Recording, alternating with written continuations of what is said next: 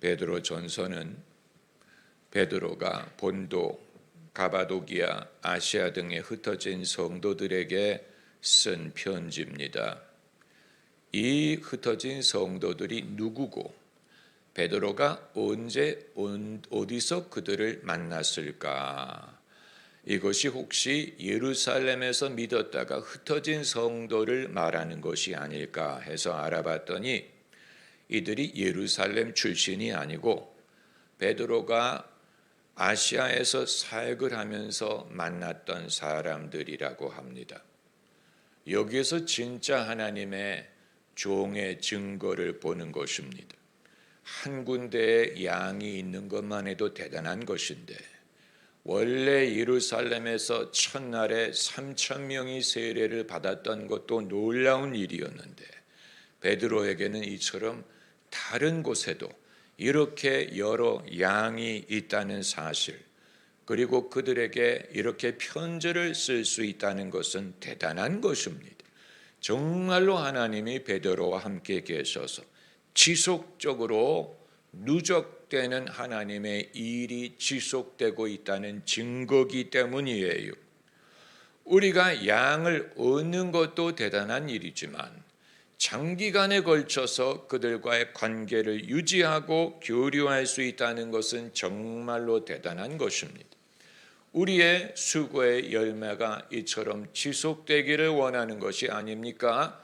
그것이 지위든 커리어든 돈이든 명예든 어떤 것이라고 하더라도 잠시 얻었다가 사라지고 가졌다가 사라지는 것이 아니고 우리가 그것을 한번 얻으면 마치 이스라엘의 이 기업처럼 한번 얻으면 나의 영원하신 기업, 생명보다 귀하다. 한번 얻으면 없어지지 않는 것을 우리가 바라는 것이고 예수님도 이러한 열매를 말하지 않았습니까? 이 열매가 거하려 함이라. 그 말은 번역이 어렵게 된 것인데 그 열매가 없어지지 않고 남는다. 남는 열매를 우리가 얻기 원하는 것입니다. 이것은 어떻게 보면 우리의 성향, 우리의 습관, 세상의 습관에서 비롯됐는지도 몰라요. 우리의 목적이 길들어지기를 무엇을 얻는 것에 우선순위를 두는지도 모릅니다. 무엇을 얻는 것으로 이미 나의 능력을 증거하고 무엇을 얻는 것으로 나의 성과가 결정되는 것이라고 생각한다면 얻는 데에 목적을 두지 그것을 킵하는 것은 별로 중요하게 여기지 않다 보니까 앞문이 넓게 열렸는데 뒷문도 열려있는 그런 경우가 발생할 수도 있지만 하나님의 나라는 얻는 것뿐만이 아니고 그것을 지속하고 킵하고 보관하고 유지하는, 그래서 베드로가 한번 전도한 사람들과 끊어지지 않고 지속적으로 이렇게 편지를 쓰고 교류하고 그들을 감독하고 그들과 신앙의 교제를 유지할 수 있었다는 것을 우리가 배울 필요가 있고 마음을 거기에 두고 뜻을 그렇게 하면 이룰 수 있을 것입니다. 여러분 철로 역정이라는 책이 있었죠. Pilgrim's Progress. Progress라는 말은 진도가 나가다, 발전하다, 앞으로 나아가다. Progress란 말이 아닙니까? 당연한 것이 아니냐라고 생각을 할 수 있지만 내 신앙과 인생이 정말로 진도가 나가고 있느냐를 생각할 때가 있고 별로 변하는 것 같지 않아. 나는 한 곳에 고정되어 있는 것 같아. 어제나 오늘이 똑같아. 나는 어제의 염려를 오늘도 염려하고 어제의 상황에 오늘 머물러 있는 것 같다라고 생각할 때 갑자기 긴장이 되고 식은땀이 나지 않습니까? 과연 내가 변하고 있나? 내 신앙이 자라나고 있나? 과연 진도가 나가고 있는 것이냐? 그렇기 때문에 이 부분에 있어서 선지자와 사도의 인사이트가 필요한 것이고 베드로가 이 말을 하는 것은 예사로운 말을 하는 것이 아니에요. 이 1장에 읽은 구절이 어떻게 읽으면 인사말처럼 들립니다.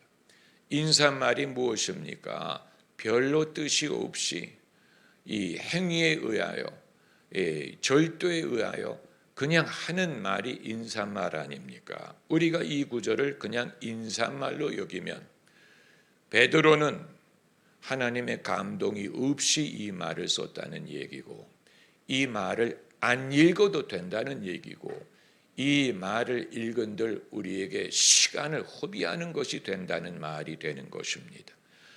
베드로가 이 말을 하는 것은 예사로운 인사말이 아니고, 여기에는 사람이 스스로 얻을 수 없는 하나님의 인사이트를 제공하는 것이고, 여기에 진짜 사도와 선지자의 모습이 나타난다고 볼 수 있고, 선지자의 인사이트는 사람이 육신으로 스스로 깨달을 수 없는 것을 하나님의 감동으로 제시하고 지적하고 일깨워주는 것이에요. 지적한다라는 말이 제일 정확한데, 지적이라고 하면 우리는 나쁜 것을 말하잖아요. 단점을 지적하고, 죄를 지적하고, 흠을 지적하고, 인간의 언어의 한계가 여기에 있는 것입니다. 우리의 경험상 부정적인 것 이외에는 지적할 일이 없다 보니까 지적한다라고 말할 때 부정적인 것밖에는 지적할 것이 없지만, 하나님이 지적하시는 것은 죄를 지적하는 것뿐만이 아니고, 때로는 사람이 갖고 있는 장점, 그의 진리, 그의 믿음, 영적인 상태, 거듭남, 그가 깨닫지 못하는 사랑, 기쁨, 이것을 하나님이 지적하심으로 스스로 알 수 없는 것을 깨닫게 하시는 것이고, 왜 하나님이 이것을 지적하시느냐? 사람이 스스로 깨닫지 못하기 때문이에요. 영적으로 권면한다는 말을, 우리가 영적으로 권면하는 것을 지난 수년에 걸쳐서 배우려고 했는데, 이 부분에 대해서 아직 긴가민가 하는 분들이 계시다면, 영적인 권면은 사람의 관점에서 의견을 말하는 것도 아니고, 조언을 말하는 것도 아니고, 사람의 관점에서 격려하는 것도 아니에요. 그건 이미 우리가 많이 해봤기 때문에 50보 100보예요. 그러나 진짜 권면은 하나님의 감동을 받아서 상대방이 미처 믿지 못하고 깨닫지 못하는 것을 지적하기 위한 것이고, 이 지적은 반드시 부정적인 것만 있는 게 아니고 긍정적인 그 사람의 참된 믿음의 비중, 믿음의 스케일, 믿음의 진실함을 사람이 왜 스스로 깨닫지 못합니까? 그건 육신으로 알 수 없기 때문이고, 자기에게 끊이지 않는 시련 때문이에요.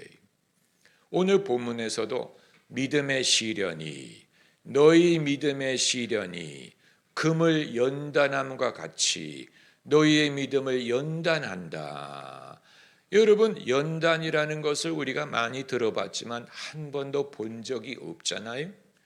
포항제철에 가서 본다든가, 무슨 어떤 현대 제철에 가면 연단이라는 것이 어떤 것인지를 알 수 있을 텐데, 연단이라는 것은 불을 사용해서 그 불의 풀물을 통하여 열의 온도를 높여서 쇠를 녹이는 과정인데, 쇠를 왜 녹입니까?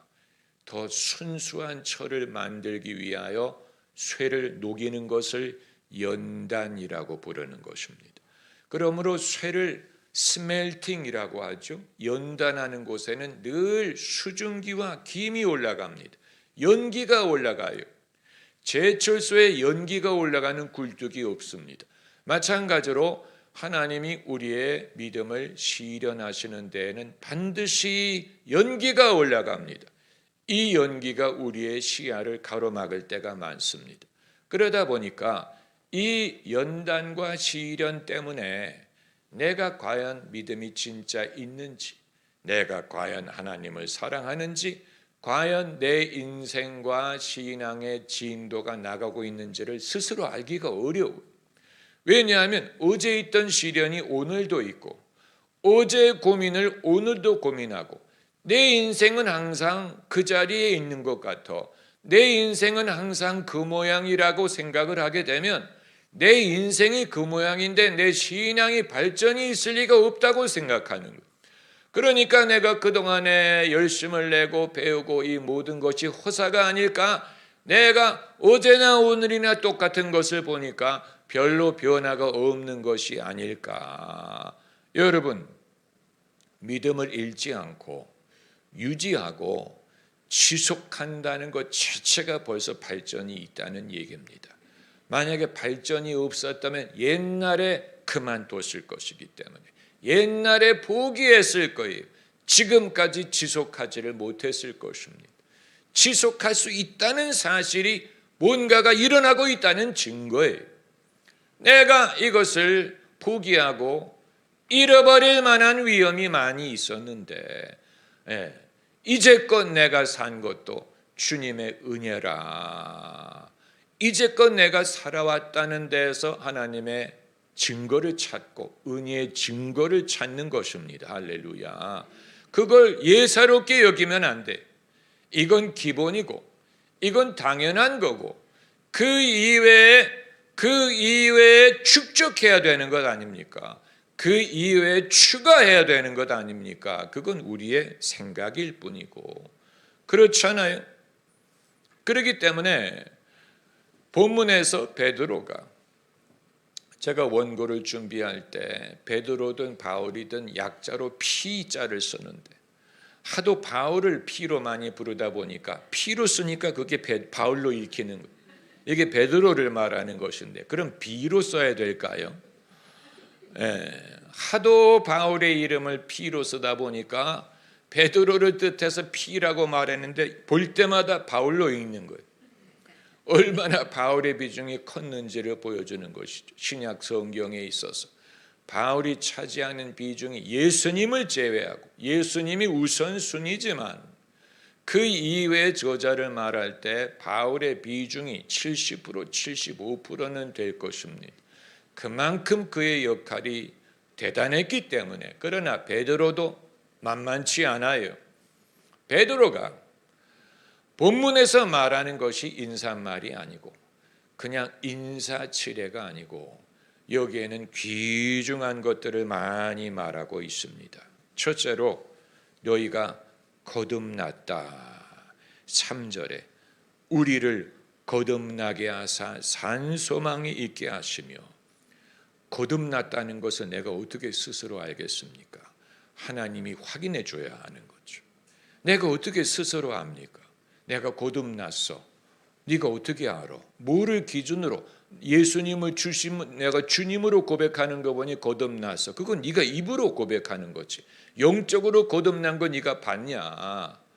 그러나 하나님이 거듭나게 하셨다. 거듭나게 하사 산 소망이 있게 하셨다. 사도의 역할, 선지자의 역할이 이런 데에 있는 것입니다. 우리가 하나님의 인사이트를 가진 사람으로서 어떤 말을 해줄 수 있는가를 이런 데서 발견해야 되는 것입니다. 서로에게 어떤 말을 해주면 정말로 보배가 될 것이냐, 너무 평범하기 때문에 무시할 수 있는데 이것처럼 기본적인 게 없어. 거듭났다는, 너 거듭났어. 당신 거듭났어요. 당신 새 피조물이 되셨어요. 이전 일이 지나갔어요. 여러분, 현재 모습을 말하는 것이 현재 모습을 말한다고 예언이 아닌 게 아니에요. 숨겨진 것을 말하는 것이면 다 하나님의 계시요 예언이 되는 거예요. 그러니까 스스로 판단할 수 없는 거듭남을 하나님의 감동으로 너희가 거듭나게 하사 산 소망이 있게 하셨다. 여기에서 벌써 이 기본을 다지고 시작하는 것입니다. 할렐루야. 그리고 뭐라고 말씀하셨습니까? 4절에 썩지 않고 더럽지 않고 쇠하지 아니하는 기업을 잊게 하시나니, 그냥 읽으면 지루하기 짝이 없어. 이런 말씀은 지루해. 볼 수도 없는 기업. 이건 사도니까 당연히 종교적인 말을 해야지. 그 종교적인 말을 해야지. 이런 식으로 생각을 할 수 있지만 여러분, 우리가 하늘의 기업을 믿지 않는다면 그 이외에 어떤 말을 하든지 다 근거도 없고 의미도 없는 것이 되는 것입니다. 만약에 이 기업을 우리가 믿지 않는다면 기독교가 말하는 그 대부분의 말은 서로 기분 좋게 하는 말밖에는 되지 않을 것입니다. 어떻게 하면 기분 좋을까? 어떻게 하면 서로 기분을 낮게 할까? 듣기 좋은 말, 격려가 되는 말, 위로가 되는 말. 아무리 격려를 하고 위로를 한다고 하더라도 하늘의 기업에 기반한 것이 아니면 그건 잠시 느끼고 지나가는 것이 되고 말 것입니다. 현대 기독교인들, 이 시대 기독교인들이 잘못 길들여지는 위험이 거기에 있어요. 수많은 세계 유수한 교회와 그 교회들이 교회 음악을 아예 프로덕션화 해가지고 그 곡을 전 세계에 유통시키고 그리고 그 유행하는 노래를 못 불러서 야단이지 않습니까?